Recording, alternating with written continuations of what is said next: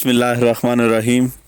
Doctor Yusuf Bukhari 29 अप्रैल 1940 ਨੂੰ सैयद मुहम्मद यासीन बुखारी ਦੇ ਘਰ ਰੰਗਵਾਰ ਬਾਰਾਮੂਲਾ ਕਸ਼ਮੀਰ ਵਿੱਚ ਪੈਦਾ ਹੋਏ ਤੇ ਮੁੱਢਲੀ ਤਾਲੀਮ Saint Joseph High School Baramulla Kashmir ਤੋਂ ਹਾਸਲ ਕੀਤੀ ਤੇ ਐਮਏ ਉਰਦੂ ਐਮਏ ਅੰਗਰੇਜ਼ੀ ਦੇ ਇਮਤਿਹਾਨ ਪਾਸ ਕਰਨ ਤੋਂ ਬਾਅਦ ਕੁਝ ਅਰਸਾ ਬਲੋਚਿਸਤਾਨ ਦੇ ਮੁxtਲਿਫ ਕਾਲਜਾਂ ਤੇ ਯੂਨੀਵਰਸਿਟੀਆਂ ਵਿੱਚ ਪੜ੍ਹਾਉਂਦੇ ਰਹੇ।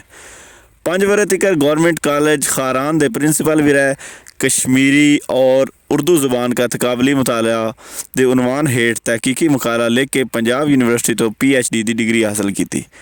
डॉक्टर यूसुफ बुखारी नूं यह एजाज़ हासिल है कि पंजाब यूनिवर्सिटी में कश्मीरी ज़ुबान ते अदब की इब्तदा इन्हां दे हथों हुई। उर्दू अंग्रेज़ी पंजाबी ते कश्मीरी ज़ुबानां विच लिखते ने। भावें उन्हां दा मनपसंद मजमून कश्मीरियात है, फिर भी पंजाबी ज़ुबान ते पंजाबी रहतल नाल उन्हां दी मुहब्बत दा अंदाज़ा इत्थों लाया जा सकता है कि कश्मीर बारे पंजाबी विच लिखते ने। ज़ुबान आम फहम ते रवान इस्तेमाल करते हैं जिहदे विच तहकीकी ते इलमी रंग नुमाया हुंदा है। अजकल पंजाब यूनिवर्सिटी में शोबा कश्मीरियात के सरबराह ने हुण तक इन्हां दियां ये किताबां छप चुकियां ने। कश्मीरी उर्दू का तकाबली मुताला, मकालात आलम तसव्वुफ़ और कश्मीर काशर कथा और कश्मीरी लसानियात, काशर ग्रामर, आओ कश्मीरी सीखें, सुने रसूल पाक सल्लल्लाहु अलैहि वसल्लम, सीरत का काशर शायरी, सूफियाना कश्मीर, कश्मीर नामा वगैरह। हब्बा खतून कश्मीर की वादी जिसनों जन्नत नज़ीर भी आख्या जाता है, ये दुनिया दीयां हसीन तरीन वादियां भी शुमार होंदी है। इत्थे वन सवन्ने रुखां ने बहार लाई हुई है। रंग बरंगे फलों ते फुल्लां दे रंगां ने महकां नाल वादी दा हुसन ते जमाल होर भी वध जाता है। गल की है कुदरत दी अनगिनत रानाइयां ऐस खिते दी अनमोल टूमां ने ते ऐस दे नाल इस धरती इलम फजल अदब ते सकाफत दी दौलत नाल भी माला माल है। इस मरदम खेज़ वादी विचों वेले वेले नाल अजीम दानश्वर शायर ते अदीब जन्म लैंदे रहे ने ते कश्मीर दे वसनीकां दे दिलां ज़हनां ते रूहां नूं अपने इलम दी रोशनी नाल मुनव्वर करदे रहे। इत्थों दी शायरी विच जिथे इस मिट्टी दी महक ते रंग रचे हुए ने, उत्थे ही कश्मीर दी सियासी समाजी मुआशी तारीख दे भी बेशुमार बा मौजूद ने। इन्हां शहरां विच कई शायर अजे गुजरे ने जिन्हां दी शायरी विच जिथे कश्मीर दा हुसन ते जमाल मौजूद है, उत्थे कश्मीर दा लोक रंग भी झलकदा है। ये सारा कुछ कश्मीर दी क्लासिकी शायरी दा अनमोल खजाना है। हब्बा खतून कश्मीर वादी दी एक अजेही शायरा है जिन्हें अपनी शायरी विच कश्मीर दी सकाफती समाजी ते मुआशरती या मुआशी सूरत हाल नूं बड़ी खूबसूरती ते पूरियां फनी नज़ाकतां नाल पेश कीता है। ਉਹਦੇ गीत कश्मीर ਦੇ ਵਸਨੀਕਾਂ ਦੇ ਦਿਲਾਂ ਦੀ ਧੜਕਣ ਬਣ ਕੇ ਪੂਰੀ ਵਾਦੀ ਵਿੱਚ ਗੂੰਜ ਰਹੇ ਨੇ। ਇਨਸਾਨੀ ਹਯਾਤੀ ਦਾ ਕੋਈ ਵੀ ਮੌਕਾ ਹੋਵੇ, ਖੁਸ਼ੀ ਹੋਵੇ ਜਾਂ ਗਮੀ, ਹੱਬਾ ਖਤੂਨ ਦੇ ਗੀਤ ਜ਼ਰੂਰ ਕਸ਼ਮੀਰ ਵਾਸੀਆਂ ਦੇ ਬੁੱਲਾਂ ਉੱਤੇ ਸਰਕਣ ਲੱਗ ਪੈਂਦੇ ਨੇ। ਸਗੋਂ ਹੁਣ ਤੇ ਇਹ ਗੀਤ ਲੋਕ ਗੀਤਾਂ ਦੀ ਤਰ੍ਹਾਂ ਕਸ਼ਮੀਰੀਆਂ ਦੀ ਰਤ ਦਾ ਹਿੱਸਾ ਬਣ ਗਏ ਨੇ। ਹੱਬਾ ਖਤੂਨ ਦੀ ਤਾਰੀਖ ਪੈਦਾਇਸ਼ किसी तज़करे या किसी तारीख विच हतमी नहीं मिलती। आम तौर पर यह कियास किया जाता है कि वो 1541 तो 1552 के दौरान चंदाहार नामी पिंड विच एक दरम्याने तबके के काश्तकार खानदान विच पैदा हुई।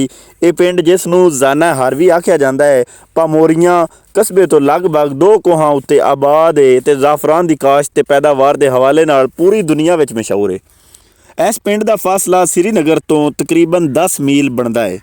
हब्बा खतून का असल नाम जोन सी। जोन कश्मीरी जुबान में चानू आखते हैं तो हब्बा खतून बारे आख्या जाता है कि अल्लाह ताला ने उन्होंने हुस्नो जमाल वाफर मिकदार में बख्शिया सी। जोन ने मुढ़ली तलीम कुरान पाक अपने पिंड के मौलवी साहब कोलों पढ़िया। इस तो वक्त फारसी दियाँ मशहूर किताबां गुलिस्तान ते बोस्तान भी बचपन में पढ़ लिया सी। ਇਹਦੇ ਨਾਲ ਉਹ रोज़मर्रा के ਕੰਮਾਂ ਕਾਜਾਂ या ਕੰਮਾਂ ਕਾਰਾਂ ਵਿੱਚ ਆਪਣੀ ਵਾਲਦਾ ਦਾ ਹੱਥ ਵਟਾਉਂਦੀ ਸੀ ਤੇ ਜ਼ਾਫਰਾਨ ਦੇ ਖੇਤਾਂ ਵਿੱਚ ਵੀ ਕੰਮ ਕਰਦੀ ਸੀ। ਹੱਬਾ ਖਤੂਨ ਨਿੱਕਿਆਂ ਹੁੰਦਿਆਂ ਤੋਂ ਹੀ ਇੱਕ ਬੜੀ ਹਸਾਸ ਤਬੀਅਤ ਦੀ ਮਾਲਕ ਸੀ। ਜਵਾਨ ਹੁੰਦਿਆਂ ਹੀ ਉਹਦੇ ਮਾਂ-ਪਿਓ ਨੇ ਉਹਦਾ ਵਿਆਹ ਇੱਕ ਅਖੜ ਤੇ ਜਾਹਿਲ ਕਿਸਾਨ ਅਜ਼ੀਜ਼ ਲੋਨ ਨਾਲ ਕਰ ਦਿੱਤਾ, ਜਿਹੜਾ ਬੜਾ ਖੁਸ਼ਕ ਮਿਜ਼ਾਜ ਤੇ ਬਦ ਦਿਮਾਗ ਵੀ ਸੀ। ਹੱਬਾ ਖਤੂਨ ਨਾਲ ਉਹ ਸਲੂਕ ਬੜਾ ਭੈੜਾ करदा सी ते ओदी माँ यानी हब्बा खतून दी सस भी बड़ी चलाक ते तेज़ मिजाज ते एक लड़ाकी तबीयत दी मालक सी। दोहां ने मिल के हब्बा खतून दी हयाती नूं दोज़ख बना दिता। इस दे बावजूद उन्हें कोई शिकवा जुबान उत्ते ਨਾ ਲਿਆਂਦਾ। ਕਿਉਂ ਜੇ ਉਹ ਸਬਰ ਦੀ ਪੁਤਲੀ ਤੇ ਵਫਾਦਾਰ ਖਤੂਨ ਸੀ, ਅੱਲਾਹ ਤਾਲਾ ਨੇ ਉਹਨੂੰ ਸ਼ਾਇਰੀ ਦੀ ਮਲਕਾ ਬਖਸ਼ਿਆ ਹੋਇਆ ਸੀ। ਉਹਦੇ ਉੱਤੇ ਇਲਜ਼ਾਮ ਲਾਇਆ ਗਿਆ ਕਿ ਉਹ ਸ਼ਾਇਰੀ ਕਰਦੀ ਹੈ ਤੇ ਇਸ ਇਲਜ਼ਾਮ ਪਰ ਉਹਦੇ ਖਾਵੰਦ ਨੇ ਉਹਨੂੰ ਤਲਾਕ ਦੇ ਦਿੱਤੀ। ਸਹੁਰੇ ਘਰ ਉਹਦੇ ਉੱਤੇ ਕਿੰਨੇ ਜ਼ੁਲਮ ਹੋਏ ਉਹਦਾ ਅਕਸ ਹੱਬਾ ਖਤੂਨ ਦੀ ਸ਼ਾਇਰੀ ਵਿੱਚ ਨਜ਼ਰ ਆਉਂਦਾ ਹੈ। ਹੁਣ ਜ਼ੋਨ ਹੱਬਾ ਖਤੂਨ ਭਾਵੇਂ ਆਪਣੇ ਪੇਕੇ ਘਰ ਆਪਣੇ ਬਚਪਨ ਦੀਆਂ ਸਹੇਲੀਆਂ ਨਾਲ ਜ਼ਹਿਰੀ ਤੌਰ 'ਤੇ ਖੁਸ਼ ਨਜ਼ਰ ਆਉਂਦੀ ਹੈ, ਪਰ ਉਹਦੀ ਰੂਹ ਅੰਦਰ ਆਪਣੇ ਸਹੁਰੇ ਘਰ ਗੁਜ਼ਾਰੇ ਦਿਨਾਂ ਦੀ ਯਾਦ ਵਸੀ ਹੋਈ ਹੈ ਤੇ ਸੱਸ ਦੇ ਜ਼ੁਲਮਾਂ ਤੇ ਨਫ਼ਰਤਾਂ ਦੇ ਜ਼ਖਮ ਅਜੇ ਤਾਜ਼ਾ ਨੇ। ਇੱਕ ਦਿਹਾੜੇ ਖੁਸ਼ਗਵਾਰ ਮੌਸਮ ਵਿੱਚ ਉਹ ਜ਼ਾਫਰਾਨ ਦੇ ਖੇਤਾਂ ਵਿੱਚ ਕੰਮ ਕਰ ਰਹੀ ਸੀ, ਨਾਲੇ ਗੁਜ਼ਰਦਿਆਂ ਦਿਨਾਂ ਦੀ ਯਾਦ ਨੂੰ ਸ਼ੇਰ ਦੇ ਰੂਪ ਵਿੱਚ ਗੁਣਗੁਣਾ ਰਹੀ ਸੀ, ਜਿਹਦਾ ਤਰਜਮਾ ਇੰਝ ਹੈ, ਸਹੁਰਿਆਂ ਦੇ ਨਾਲ ਮੇਰੀ ਬਣਦੀ ਨਹੀਂ, ਮੇਰੇ ਮਾਂ ਪਿਓ ਮੇਰਾ ਕੋਈ ਬੰਦੋਬਸਤ ਕਰੋ। ਇਤਫਾਕ ਨਾਲ ਐਨ ਉਸੇ ਵੇਲੇ ਉਸ ਅਹਿਦ ਦੇ ਸੁਲਤਾਨ ਯੂਸਫ ਚੱਕ ਦਾ ਉੱਥੋਂ ਗੁਜ਼ਰ ਹੋਇਆ ਤਾਂ ਉਹ ਸ਼ਿਕਾਰ ਖੇਡਣ ਇਸ ਇਲਾਕੇ ਵਿੱਚ ਆਇਆ ਸੀ। ਉਹਨੂੰ ਜਦੋਂ ਹੱਬਾ ਖਤੂਨ ਦੀ ਦੁੱਖ ਦਰਦ ਤੇ ਕੁਰਬ ਵਿੱਚ ਡੁੱਬੀ ਪੁਰਤਸੀਰ ਆਵਾਜ਼ ਸੁਣੀ, ਜਿਹੜੀ ਫਿਜ਼ਾਵਾਂ ਦਾ ਸੀਨਾ ਚੀਰਦੀ ਹੋਈ ਦੂਰ ਦੂਰ ਤਿਕਰ ਗੂੰਜ ਰਹੀ ਸੀ ਤੇ ਪੁਰਕੈਫ ਤੇ ਸੋਜ਼ਦਾਰ ਆਵਾਜ਼ ਸੁਲਤਾਨ ਯੂਸਫ ਚੱਕ ਦੇ ਕੰਨਾਂ ਵਿੱਚ ਰਸ ਘੋਲ ਰਹੀ ਸੀ। ਉਹ ਬੇਇਖਤਿਆਰ ਇਸ ਆਵਾਜ਼ ਵੱਲ ਖਿੱਚਦਾ ਚਲਾ ਗਿਆ। ਇਸ ਮੁਲਾਕਾਤ ਦੇ ਬਾਅਦ ਉਹਦਾ ਹੱਬਾ ਖਤੂਨ ਨਾਲ ਨਿਕਾਹ ਹੋ ਗਿਆ। ਇੰਜ ਹੱਬਾ ਖਤੂਨ ਕਸ਼ਮੀਰ ਦੇ ਸੁਲਤਾਨ ਦੀ ਮਲਕਾ ਬਣ ਗਈ। ਯੂਸਫ ਸ਼ਾਹ ਚੱਕ ਆਪੋਂ ਸ਼ਾਇਰ ਸੀ। ਉਹ ਸ਼ਾਇਰਾਂ, ਅਦੀਬਾਂ, ਆਲਮਾਂ ਤੇ ਮੌਸੀਕਾਰਾਂ ਦੀ ਬੜੀ ਕਦਰ ਕਰਦਾ ਸੀ। ਉਹ ਹੱਬਾ ਖਤੂਨ ਦੀ ਸ਼ਾਇਰੀ ਤੇ ਪਾਕਬਾਜ਼ ਸ਼ਖਸੀਅਤ ਦਾ ਦੀਵਾਨਾ ਸੀ, ਇਸ ਲਈ ਹਮੇਸ਼ਾ ਉਹਨੂੰ ਆਪਣੇ ਨਾਲ ਰੱਖਦਾ। ਜਦੋਂ ਉਹ ਸ਼ਿਕਾਰ ਜਾਂ ਸੈਰ ਕਰਨ ਲਈ ਬਾਹਰ ਜਾਂਦਾ ਤੇ ਹੱਬਾ ਖਤੂਨ ਉਹਦੇ ਨਾਲ ਹੁੰਦੀ ਸੀ। ਜਿਸ ਵੇਲੇ ਸੁਲਤਾਨ ਚੱਕ ਸ਼ਾਹ ਕਸ਼ਮੀਰ ਦਾ ਹਾਕਮ ਸੀ, ਉਸ ਸਮੇਂ ਹਿੰਦੁਸਤਾਨ ਉੱਤੇ ਮੁਗਲ ਸ਼ਹਿਨਸ਼ਾਹ ਜਲਾਲੁਦੀਨ ਅਕਬਰ ਦੀ ਹਕੂਮਤ ਸੀ।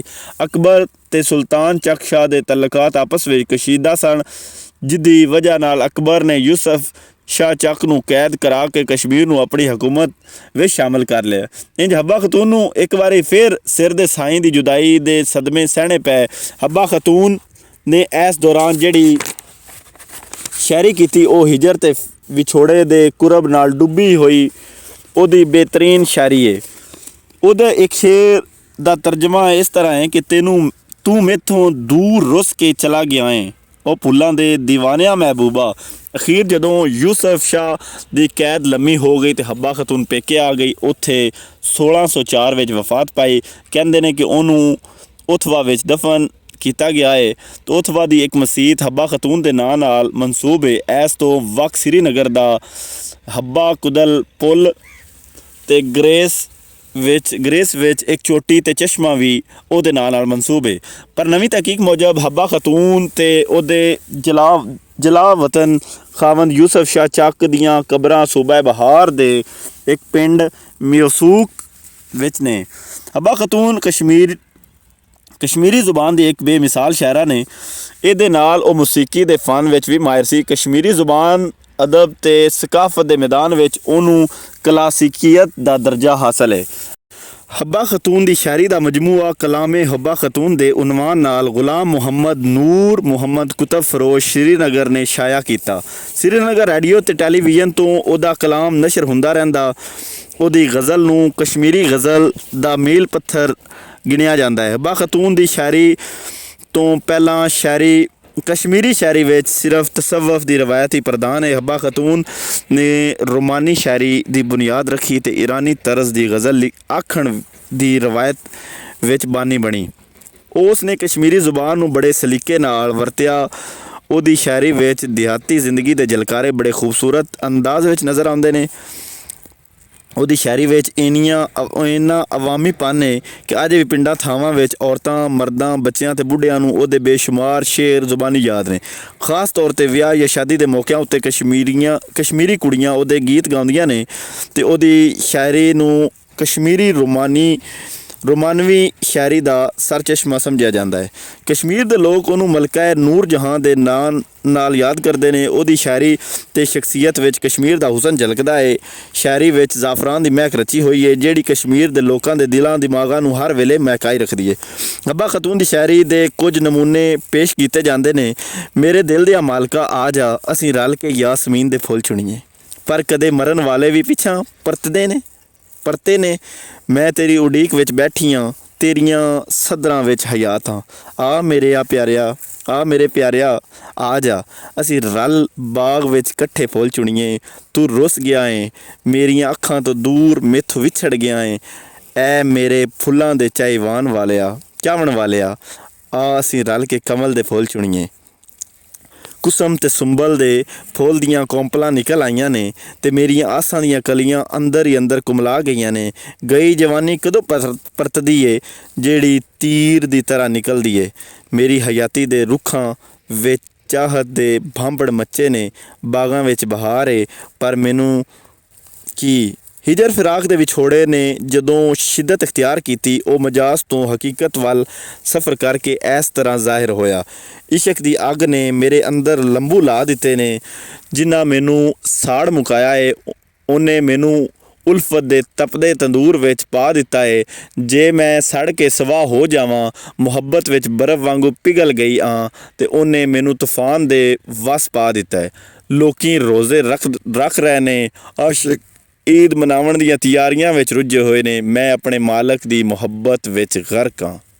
ਕਸ਼ਮੀਰੀ ਅਦਬ ਕੀ ਮੁਖਤਸਰ ਤਾਰੀਖ ਦੁਖ ਤਰਾਨੇ ਹਿੰਦ ਕਿਤਾਬ ਦੇ ਵਿੱਚੋਂ ਇੱਕ ਟੋਟਾ ਲਿਆ ਗਿਆ, ਇਕਤਬਾਸ ਕਹਿ ਲਓ ਜਾਂ ਇੱਕ ਮਜ਼ਮੂਨ ਚੁੱਕਿਆ ਗਿਆ।